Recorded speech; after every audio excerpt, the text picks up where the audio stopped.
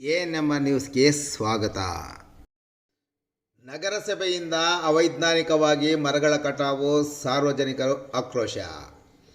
ಚಿಂತಾಮಣಿ ನಗರದ ಬೆಂಗಳೂರು ಜೋಡಿ ರಸ್ತೆಯ ವಿಭಜಕದಲ್ಲಿ ಅಳವಡಿಸಿರುವ ಬೀದಿ ದೀಪಗಳ ಬೆಳಕು ರಸ್ತೆಗೆ ಬೀಳದೆ ಹಲವು ವರ್ಷಗಳಿಂದ ಮರಗಳ ಮೇಲೆ ಬೀಳುತ್ತಿರುವ ಬಗ್ಗೆ ಗಮನ ಹರಿಸದ ನಗರಸಭೆಯ ಅಧಿಕಾರಿಗಳು ಇದೀಗ ಗಮನ ಹರಿಸಿ ಮರಗಳ ಕಟಾವಿಗೆ ಮುಂದಾಗಿರುವ ನಗರಸಭೆ ಅವೈಜ್ಞಾನಿಕವಾಗಿ ಮರಗಳ ಕಟಾವು ಮಾಡುತ್ತಿರುವ ಬಗ್ಗೆ ಸಾರ್ವಜನಿಕರು ತೀವ್ರ ಆಕ್ರೋಶ ವ್ಯಕ್ತಪಡಿಸಿದ್ದಾರೆ.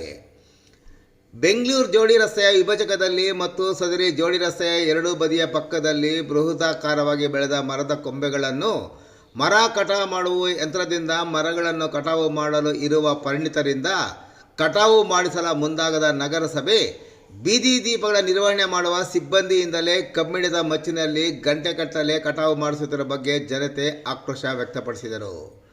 ನಗರಸಭೆಯ ಬೀದಿ ದೀಪಗಳ ನಿರ್ವಹಣೆ ಮಾಡುವ ಜೀಪ್ ಲ್ಯಾಡರ್ ಮೇಲೆ ನಿಂತು ಹರಸಾಹಸಪಟ್ಟು ಸಿಬ್ಬಂದಿ ಮರಗಳು ಕಟಾವು ಮಾಡುತ್ತಿರುವುದು ಒಂದೆಡೆಯಾದರೆ, ರಸ್ತೆಯ ಅಕ್ಕಪಕ್ಕ ವಿದ್ಯುತ್ ಹರಿಯುವ ವಿದ್ಯುತ್ ಕಂಬಗಳ ಮೇಲೆ ಹಸಿ ಕೊಂಬೆಗಳು ಬಿದ್ದು ವಿದ್ಯುತ್ ಸ್ಪರ್ಶವಾಗುವ ಅವಘಡದ ಭೀತಿ ವ್ಯಕ್ತಪಡಿಸಿದ ಸಾರ್ವಜನಿಕರು ಇನ್ನಾದರೂ ಅವೈಜ್ಞಾನಿಕವಾಗಿ ಮರಗಳ ಕಟಾವಿಗೆ ಮುಂದಾಗದಂತೆ ಎಚ್ಚರ ವಹಿಸುವಂತೆ ನಗರಸಭೆ ಅಧಿಕಾರಿಗಳಿಗೆ ತಾಕೀತು ಮಾಡಿದ್ದಾರೆ.